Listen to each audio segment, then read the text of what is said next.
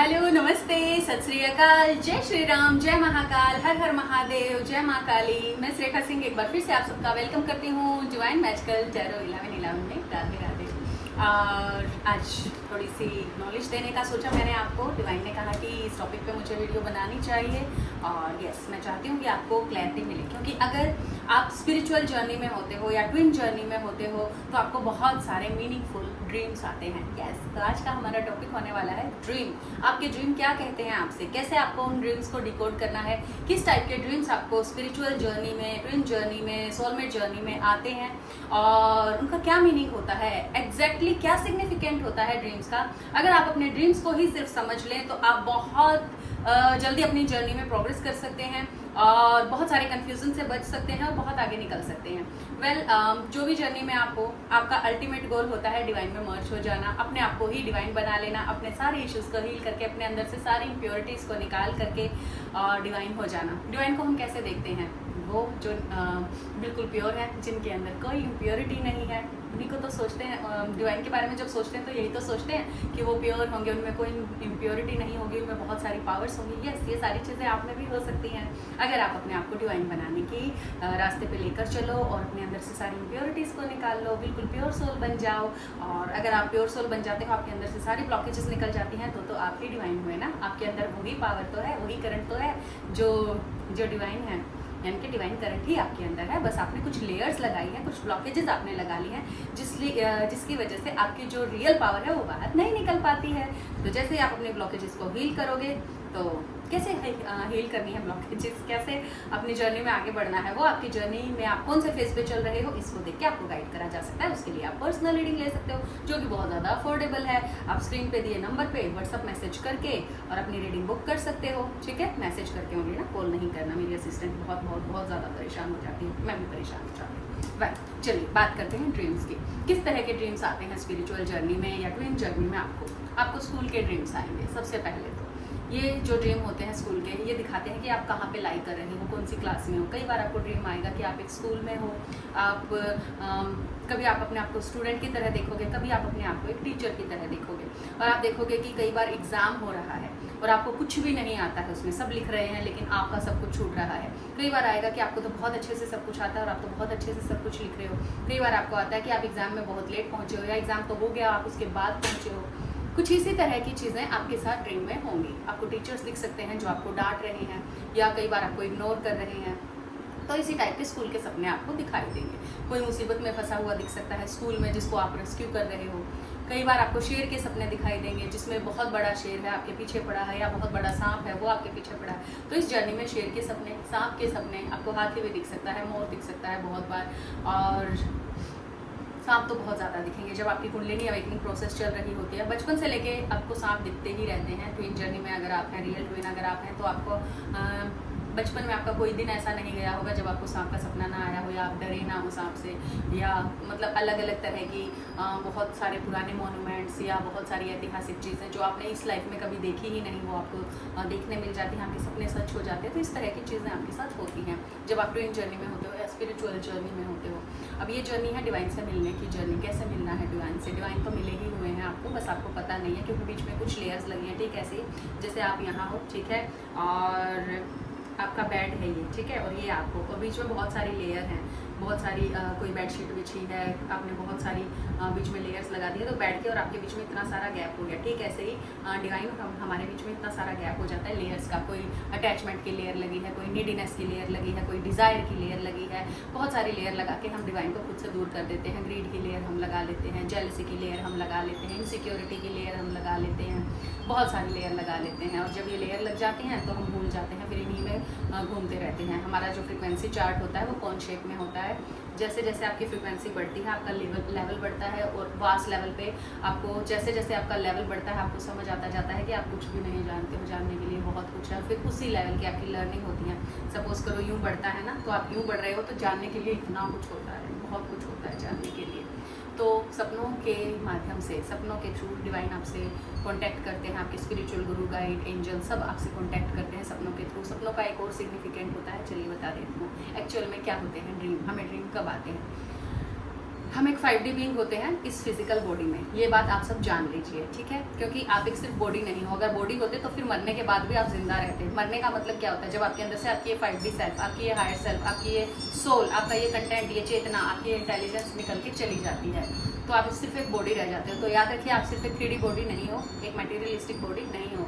इस बॉडी के अलावा भी आपके बहुत सारे शरीर हैं, spiritual body, emotional body, life, ठीक है, बहुत सारे। तो क्या होता है, हम 5D बीइंग है। अब 5D बीइंग है, हमें खाना चाहिए, यानी कि आप शरीर को खाना देते हो, है ना, जो आप खाते हो रोज़ वो खाना देते हो। आप स्पिरिचुअल खाना देते हो अपनी स्पिरिचुअल बॉडी को, जैसे आप मेडिटेशन करते हो, चैंटिंग करते हो, डीप ब्रीदिंग करते हो, तो आप अपनी स्पिरिचुअल बॉडी को खाना देते हो।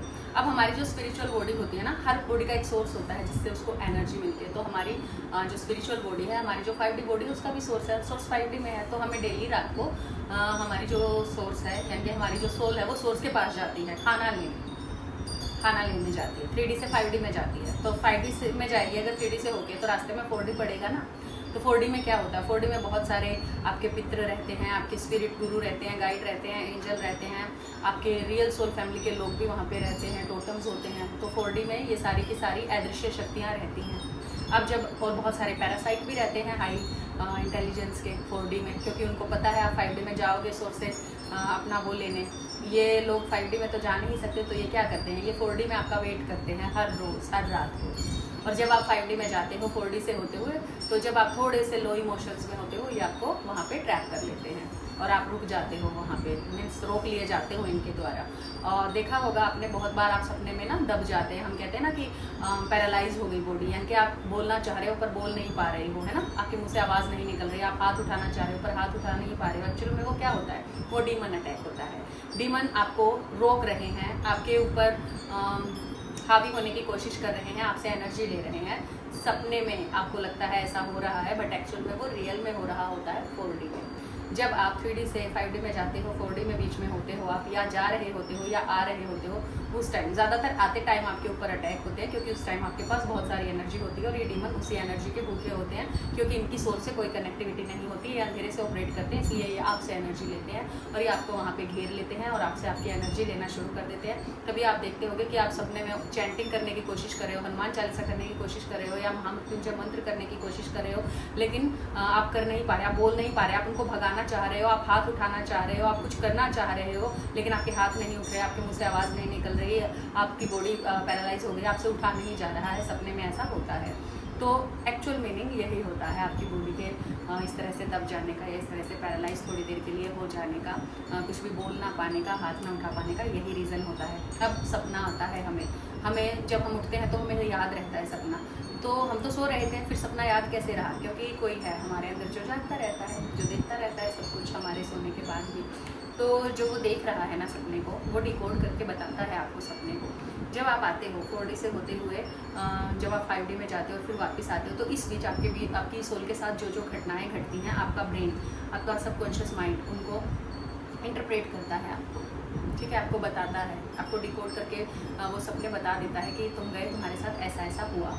और फिर आप जागने के बाद फिर आप कहते हो कि मुझे ये सपना है, मुझे वो सपना है, इस सपने का क्या मीनिंग है। और अगर आपको वो सपना बहुत अच्छे से याद रह जाए तो ऑफ कोर्स उसका मीनिंग है, यस फॉर श्योर उसका मीनिंग है, और आपको उसको डिकोड करना ही चाहिए। आपको पूछना चाहिए, अपने गुरु से पूछिए या खुद से उसको डिकोड करने की कोशिश करिए, बट करिए। उसमें एक क्लियर मैसेज होता है। अगर वो सपना आपको याद रह गया है तो याद नहीं रहता तो इट्स ओके, इसको इग्नोर कर दीजिए। दूसरा, आपको कौन से सपने बहुत ज़्यादा आएंगे, आपको डीमन के सपने आएंगे, खाने के सपने आएंगे, आपको टॉयलेट के सपने आएंगे। अगर आपको कोई कुछ खाने के लिए दे रहा है सपने में तो आपको खाना नहीं है। अब आप कहोगे मैम सपने में हमारी क्या, आप अपने माइंड को ऑर्डर दे के सोइए कि आपको कोई भी ऐसी वैसी चीज़ दे तो आपको खानी नहीं है। जैसे हम छोटे बच्चों को बताते हैं ना, तो आपको अपने ब्रेन को ऐसे ही बता के सोना होता है रात को, कि कोई तुम्हें कुछ दे, बहलाए फुसलाए, तो तुम्हें उसकी बातों में नहीं आना, प्रोटेक्शन लेके सोएं, इसका ये मतलब है।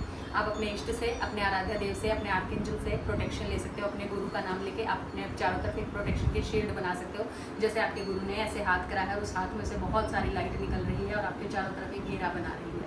अपने इष्ट को भी आप उसमें इमेजिन कर सकते हो और ऐसा कर सकते हो, और प्रोटेक्शन लेके ही आपको सोना होता है। अगर आप ऐसा करते हो तो फिर डीमन आपका कुछ नहीं बिगाड़ पाएंगे। अदरवाइज जो एनर्जी आप वहाँ से लाते हो वो सारी की सारी जो डीमन होते हैं वो उसको चूस लेते हैं, मीन्स उसको ऑब्जॉर्व कर लेते हैं आपसे। फिर क्या होता है, आपको टॉयलेट के सपने आएंगे, ये भी डीमन अटैक होता है। आपको खाने के सपने आएंगे, वो भी डीमन अटैक होता है। तो जब इस तरह के सपने आपको आ रहे हैं हर रोज़, तो आप क्या करिए, आप प्रोटेक्शन ही लेकर सोइए, और उसके अलावा कोई रास्ता नहीं है आपके पास, नहीं तो आप अपनी जर्नी में पीछे घसीट लिए जाओगे, बहुत ज़्यादा आपकी जर्नी जो है वो डिले हो जाएगी। इसके अलावा एक और बहुत प्रोमिनेंट सपना है जो मोस्टली सभी सोल्स को आता है। वैसे देखिए सभी ही स्पिरिचुअल जर्नी में है, आज नहीं तो कल सब अपने इश्यूज़ को हील करेंगे ही, सब डिवाइन पाथ पे ही हैं, सब डिवाइन में मर्ज होंगे ही। तो हमें एंसेस्टर्स के सपने बहुत आते हैं, मरे हुए हमारे रिश्तेदारों के सपने बहुत आते हैं। अब ये सपने क्यों आते हैं, इसका क्या मीनिंग होता है, आज मैं इसको आपको एक्सपोज कर ही देती हूँ। देखिए, आपके जो भी पितृ हैं वो 4D में रहते हैं, है ना, और जितनी भी अच्छी सोल होती हैं वो 4D में रहती हैं, और 4D से ही आपके गुजर के जाना होता है आपको। तो जब उनको कोई मैसेज आपको देना होता है, ये वो सोल होती हैं जिन्होंने जन्म नहीं लिया है, जिन्होंने बर्थ नहीं लिया है अभी अर्थ पे। और कई बार क्या होता है, कुछ सोल जो है हाई लेवल की बर्थ ले भी चुकी हैं, लेकिन वो भी कई बार क्या होता है 5D में जाते टाइम आपसे मिल जाती हैं, क्योंकि 3D से 5D में हो सकता है उन्होंने अर्थ पे ही बर्थ ले रखा हो, और 5D में जाते टाइम उसी टाइम आपका जाना हो और उसी टाइम उनका जाना हो, तो वो भी आपको दिख सकती हैं।